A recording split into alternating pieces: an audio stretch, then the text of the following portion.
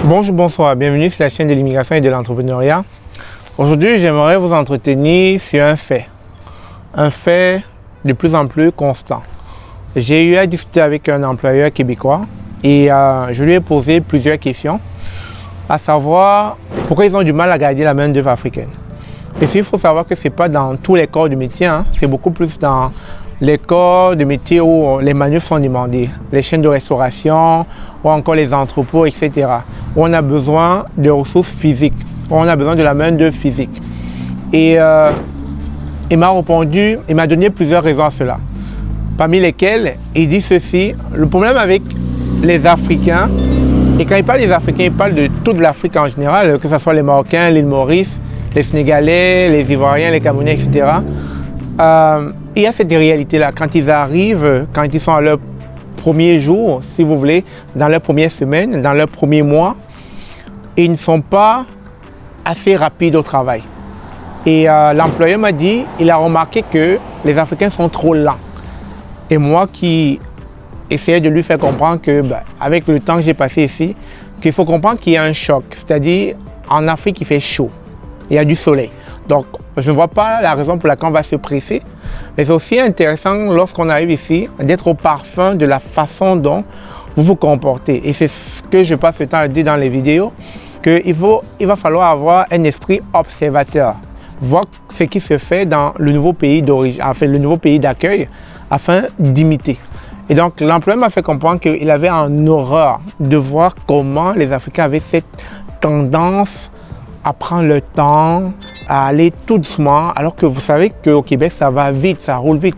Et ça, c'est le premier choc culturel. J'en ai parlé tellement.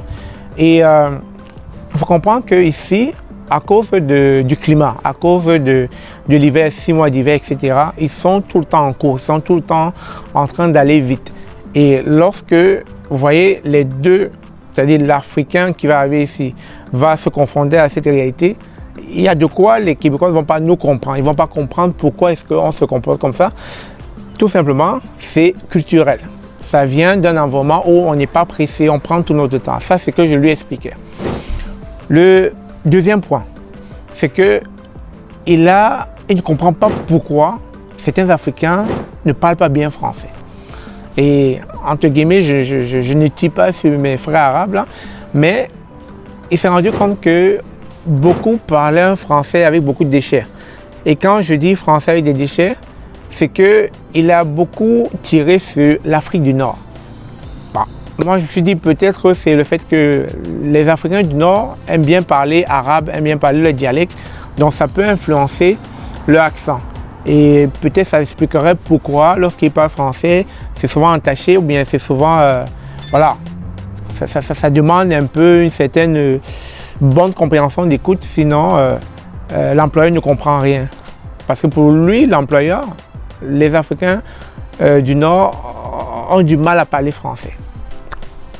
Et puis, ce n'est pas que les Africains du Nord, il y a aussi nos frères sénégalais qui sont tellement accentués dans leur dialecte que lorsqu'ils parlent français, on ressent ça.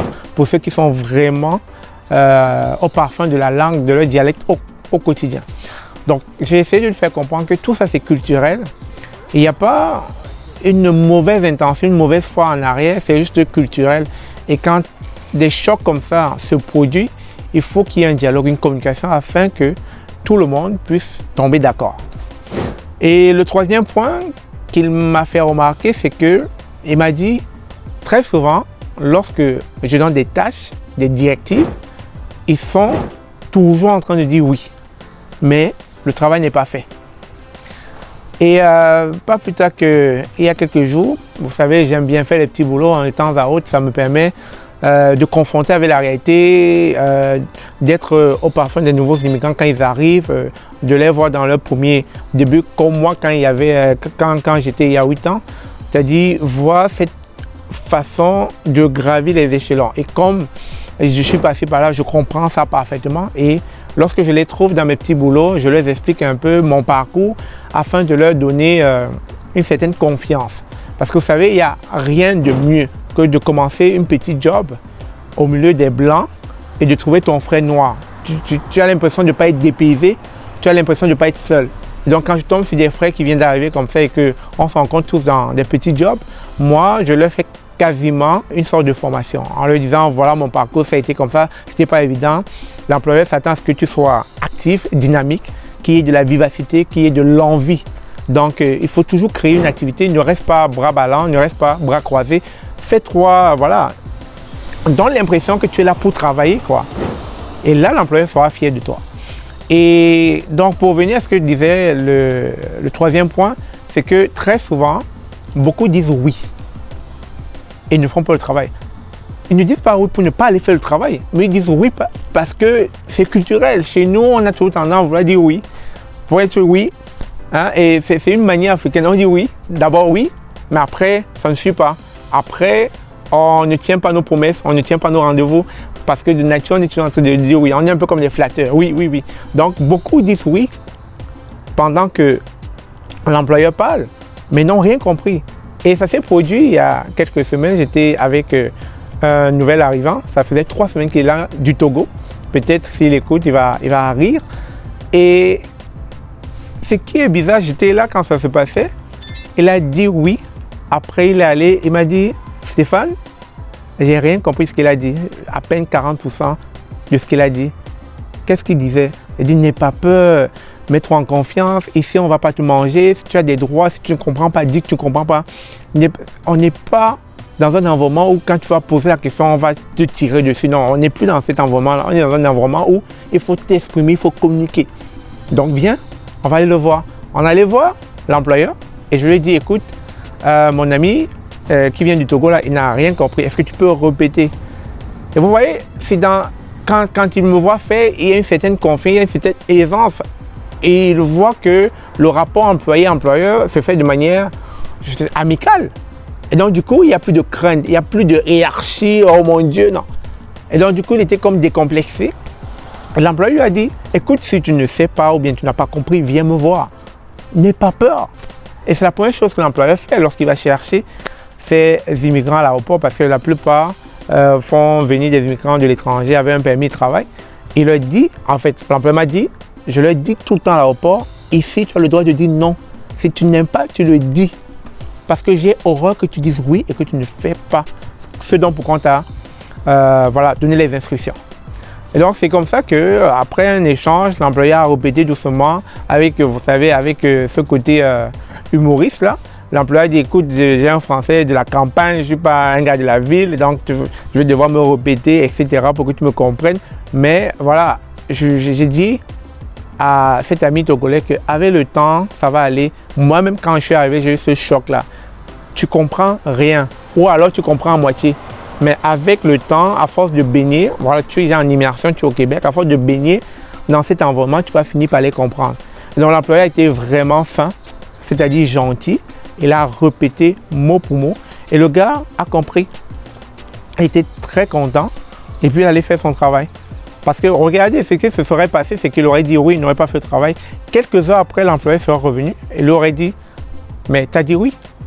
Et c'est ce que l'employeur lui a dit. J'ai horreur que quelqu'un me dise oui et que le travail ne suit pas. Je préfère encore qu'il me dise qu'il n'a pas compris ou encore non, je ne fais pas. C'est mieux que de dire oui et de ne pas faire. C'est ce qu'on appelle un engagement, un commitment. Quand vous dites oui à quelqu'un, faites-le.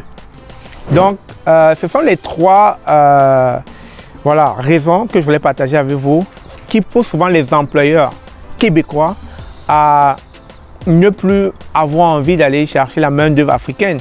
Parce que pour eux, c'est un gros facteur de temps, de formation, de communication, d'énergie et puis de finances. Parce qu'il m'a fait comprendre qu'aller chercher un étranger, ça lui coûtait beaucoup d'argent. Donc, c'est ça que je voulais partager avec vous, cette réalité-là, cette réalité de choc culturel qu'on veut au quotidien. On peut être en Afrique, on suit la télé québécoise, on se dit, ah, on comprend, ça va aller. Jusqu'au moment où on est dans le feu de l'action, on se rend compte, ben, on ne comprend rien. Vous voyez, donc il faut vous pratiquer au quotidien, pratiquez-vous à écouter pour éviter ce genre de choc. Je pense, aujourd'hui, mon ami togolais, ça fait à peine 3 semaines qu'il est là, mais je pense d'ici 1 mois et demi ou 2 mois, il sera déjà à l'aise dans son environnement de travail parce qu'il sera au parfum des mêmes mots quotidiens. Sexy, t'as-tu fait ça, etc. Il va finir par comprendre. Donc, c'est ce que je voulais partager avec vous, cette réalité très souvent que vivent les employeurs, mais aussi que vivent les nouveaux arrivants quand ils arrivent au Canada. Donc, sur ce, si vous avez aimé ces petites histoires que j'ai vécues, que je voulais partager avec vous, n'hésitez pas, comme toujours, abonnez-vous, likez, partagez. Partagez surtout parce qu'il y a des nouvelles arrivants qui arrivent encore. Autant pour moi, des nouveaux arrivants qui arrivent encore et qui probablement seront dans un contexte dans lequel ils sont comme, voilà, ils ne comprennent pas, ils sont perdus, ils ne comprennent pas les expressions, etc. Partagez-leur ceci. Et le message à retenir ici, c'est n'ayez pas peur. N'ayez pas peur d'aller vers votre employeur, posez la question. Il ne vous mangera pas, tout simplement. Aussi simple que ça. Sur ce, merci d'avoir suivi cette vidéo. On se dit à très bientôt. Comme toujours, je vous aime.